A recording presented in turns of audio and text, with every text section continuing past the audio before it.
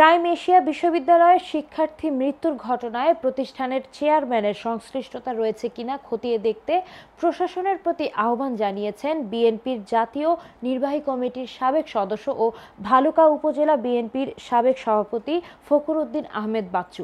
শুক্রবার দুপুর ভালুকায় বিরুনিয়া গ্রামে নিহত পারভেজের কবর জিয়ারতের পরে সাংবাদিকদের এই কথা জানান তিনি।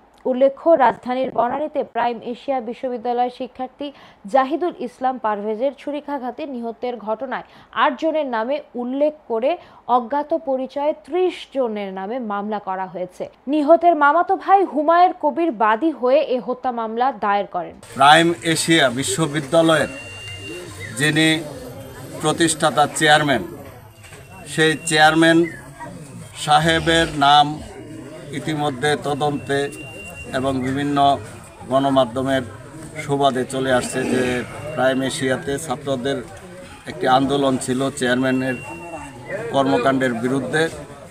যেহেতু সেই আন্দোলনে পারভেজও একজন নেতৃত্বদানকারী ছাত্র ছিল, আমরা মনে করি যে পারভেজকে হত্যা করার পিছনে সেই প্রাইম এশিয়া বিশ্ববিদ্যালয়ের যিনি চেয়ারম্যান তার হাত আছে কিনা সেটিও খতিয়ে দেখা প্রয়োজন।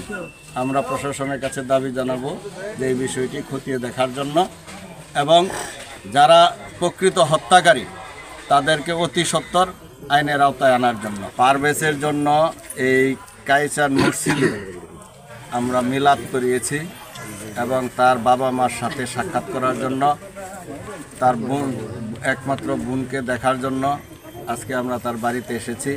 জাতীয়তাবাদী দল এবং বিশেষ করে জাতীয়তাবাদী ছাত্রদল এই পারভেজ হত্যাকারীদের গ্রেপ্তারের জন্য আন্দোলনে যাবে।